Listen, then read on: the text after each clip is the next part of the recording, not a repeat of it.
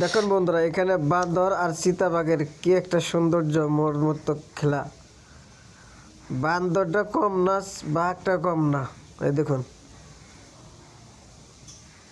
বান্দর যারা কইছে বান্দর, হ্যাঁ, বান্দর এদিকে লাফায়, বাঘ ওইদিকে যায়, বাঘ ওইদিকে লাফায়, বান্দর এদিকে যায়। দেখুন নাকি দুজন তামাশা দেখুন, অনেক মজা লাগবে ভিডিওটা। এই দেখুন, এই দেখুন, বান্দর এদিকে গেল, বাঘ ওইদিকে গেল, এদিকে আইলো, ওইদিকে গেল। এই দেখুন, এই দেখুন,